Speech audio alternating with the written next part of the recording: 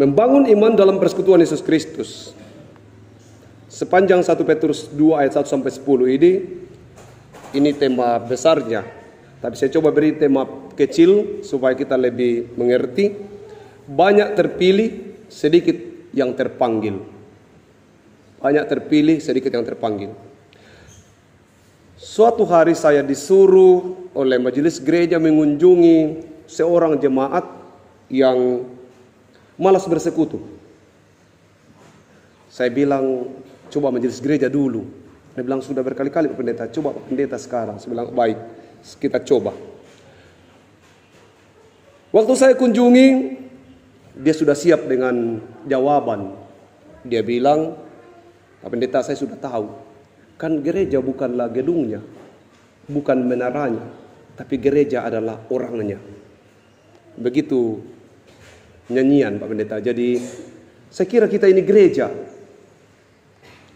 Masih banyak yang dia ceritakan tentang gereja itu sendiri ke saya. Lalu dengan tegas dia katakan begini, Pak Pendeta, tapi tabe, saya mau bilang begini, saya kira Tuhan itu di hati saya. Jadi kenapa harus capek-capek untuk cari-cari Tuhan lagi? Itu satu. Yang kedua, toh juga orang yang selalu bersekutu dilihat ambil kehidupannya. Tidak ada perubahan-perubahan, malah tabe. Mungkin saya lebih baik daripada mereka yang rajin ke gereja atau rajin kebaktian. Jadi Tuhan itu Pak Pendeta ada di hati saya, jadi tidak usah diragukan lagi. Saya bilang, wah betul sekali itu. Tapi coba kita diskusi-diskusi lah sedikit. Dia bilang, oh iya, boleh kita diskusi-diskusi. Saya memulai diskusinya begini. Coba kita balik. Tadi Bapak katakan Tuhan itu ada di hati saya. Tapi kalau saya balik begini, apakah di hati Tuhan ada Bapak? Bapak selalu berkata bahwa Tuhan itu ada di hati saya. Sehingga kemana-mana Pak Pendeta, saya itu bersama dengan Tuhan. Tapi coba kalau saya tanya Bapak, apakah di hati Tuhan itu Bapak ada? Dia bilang, itu yang saya tidak bisa jawab. Itu yang harus Anda pastikan, bahwa di hati Tuhan Bapak ada. Jangan sampai Bapak merasa bahwa Bapak ada, Tuhan ada di hati Bapak, tapi di hati Tuhan Bapak tidak ada. Itulah yang nanti akan berseru-seru, Tuhan, Tuhan, aku tidak mengenal Engkau. Kan begitu? Itu Alkitab yang bilang, bukan saya yang bilang. Karena kita ini diskusi.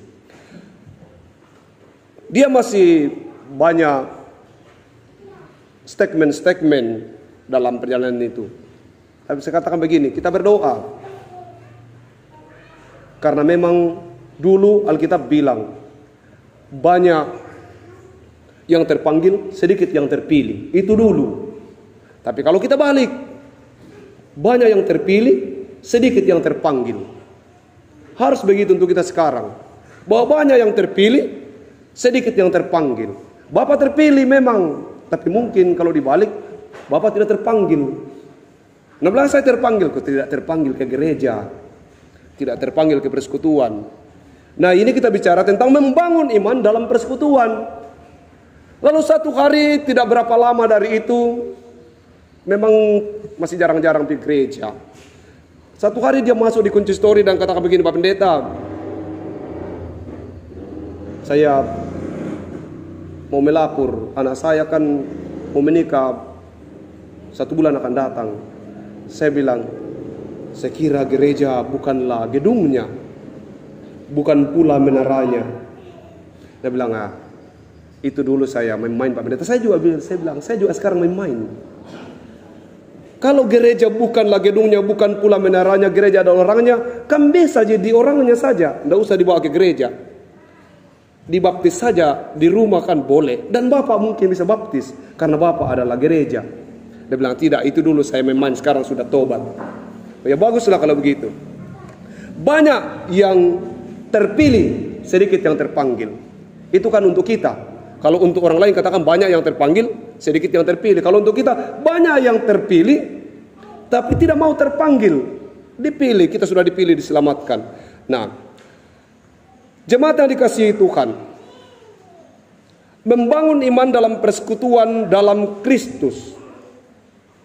Ada yang berkata tidak perlu harus ke persekutuan karena saya lebih baik hidup saya daripada yang selalu rajin gereja. Itu pemahaman yang salah. Lebih parah lu katakan untuk apa saya gereja karena majelis A membuat saya tidak nikmat di gereja. Majelis B membuat saya malas ke ibadah rumah tangga. Karena yang dilakukan di ibadah rumah tangga atau di kebaktian-kebaktian hanya ini dan hanya itu. Pulang dari sana menjadi jahat lagi. Itu juga paham yang salah. Hubungan kita dengan Tuhan itu adalah hubungan pribadi. Jangan-jangan gara-gara itu kita tidak ada di hati Tuhan. Betapa dangkalnya iman kita kalau gara-gara persoalan seseorang, kalau karena tidak menyukai seseorang, lalu kita mengatakan, TOP tahu lama gereja. Belum lagi saya tidak pergi gereja hari ini karena si A yang pimpin ibadah. Oh, itu betapa salahnya pemikiran seperti itu. Karena kita ke gereja itu bukan bertemu dengan si A, tetapi kita ke gereja sebagai satu sekutu, perjumpaan dengan Tuhan secara pribadi. Sehingga pada saat kita menikmati firman Tuhan itu kita berjumpa dengan Tuhan, bukan dengan pendeta atau dengan pelayan. Perjumpaan pribadi dengan Tuhan. Kalau kamu sudah mengecap kebaikan Tuhan, itu dalam bacaan ini, bahwa kalau seseorang sudah mengecap kebaikan Tuhan, maka tidak ada alasan dan tidak ada satu orang pun yang bisa membuat dia batal bersekutu. Kalau engkau sudah mengecap kebaikan Tuhan, kalau engkau sudah merasakan bahwa Tuhan itu baik, maka tidak ada satu alasan. Kemarin saya menulis di beranda Facebook saya katakan begini.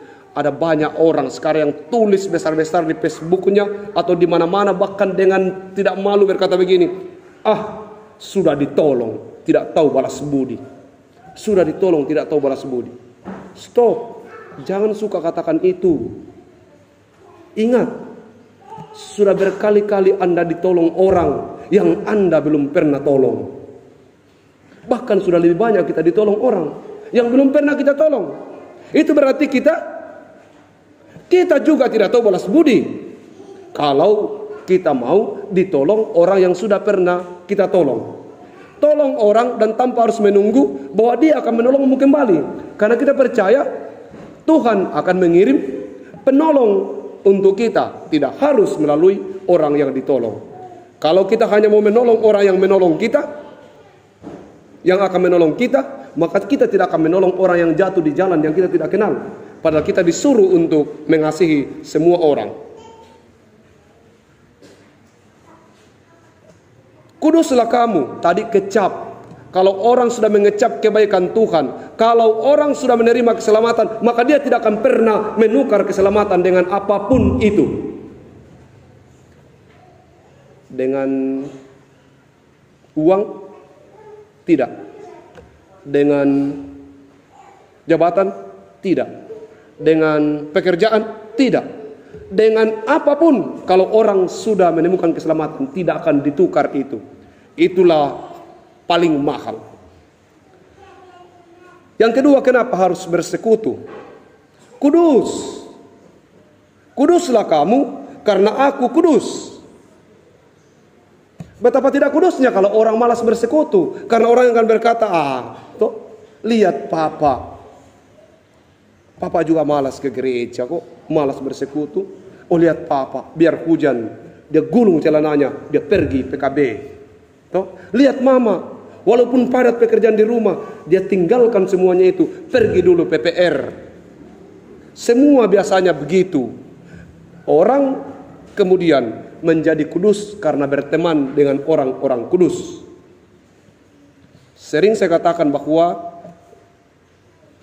kalau Anda mau belajar terbang, cari malaikat dan bertemanlah dengan malaikat. Mungkin satu hari nanti dia akan mengajarimu cara untuk terbang. Tapi kalau Anda berteman dengan pencuri, percayalah bahwa kalau Anda tidak mencuri selama pertemanan itu, pasti Anda makan hasil curian atau menikmati hasil curian tanpa Anda ketahui. Selalu saya katakan di Kalando, ini selalu saya katakan, kalau anak-anak sudah tidak senang dengan pendeta, sudah malas main ke rumah pendeta, itu sudah ada kesalahannya. Itu saya sudah pastikan bahwa ada hal yang tidak beres dalam hidupnya. Kenapa?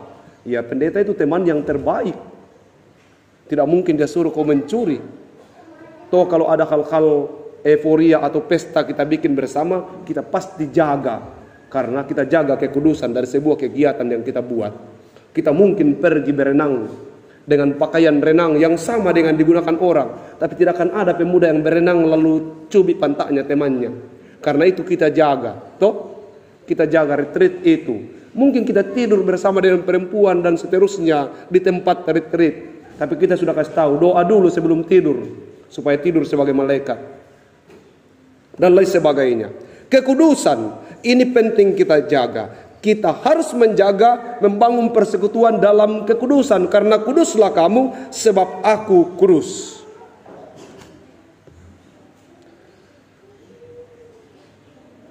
Imamat yang rajani, bangsa yang kudus, umat kepunyaan Allah. Yang dipanggil keluar dari kegelapan, menuju kepada terangnya yang ajaib. Wah, keluar dari kegelapan. Jadi orang-orang yang sudah terpilih seperti kita tidak boleh lagi hidup dalam kegelapan. Kita harus keluar. Tapi bagaimana bisa keluar? Satu yang prinsip pertama, berapa prinsip? Pertama, sudah kecap bahwa sudah diselamatkan. Itu berarti bahwa sudah menjadi manusia baru. Sudah tahu bahwa tidak kudus persekutuan kalau saya tidak menjaga kekudusan saya. Majelis gereja harus jaga kekudusannya. Jemaat jaga kekudusannya. Maka kuduslah persekutuan ini. Kalau majelis gereja menjaga kekudusan tapi jemaat tidak menjaga kekudusan, betapa tidak kudusnya kemudian. Untuk itu kita semua dipanggil untuk menjaga kekudusan persekutuan ini. Membangun iman dasarnya Kristus. Kita bergereja dasarnya Kristus. Ada dasar yang salah yang dibangun orang dalam persekutuan.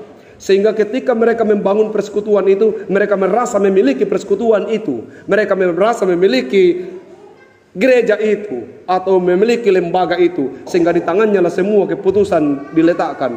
Tidak. Persekutuan ini kita bangun dalam dasar Kristus, sehingga ada apa-apa, coba mari kita putuskan apakah Kristus senang kalau begini arahnya gereja kita. Selalu. Dan kalau ada persoalan dengan seseorang, tidak boleh bubar. Tidak boleh bubar. Tidak boleh katakan, ya sudah saya keluar saja karena si A sudah begini. Tidak boleh. Kristus harus menjadi pondasinya. Sehingga orang lain bisa pindah keyakinan. Majelis gereja bisa murtad. Pendeta bisa murtad. Tetapi kita tetap ada dalam persekutuan itu. Kenapa? Karena persekutuan itu bukan ada karena pendeta. Bukan. Karena Kristus. Kristus menjadi batu penjurunya. Bangga menjadi orang kudus.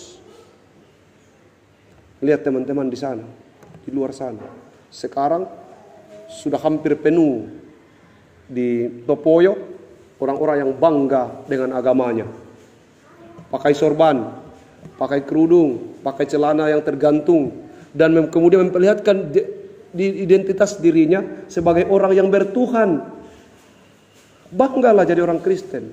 Ada banyak orang yang tidak bangga menjadi orang Kristen. Kita ini umat pilihan, bangsa yang kudus, imamat yang rajani, bangsa yang kudus, kepunyaan Allah sendiri, dipanggil keluar dari kegelapan menuju kepada terangnya yang ajaib.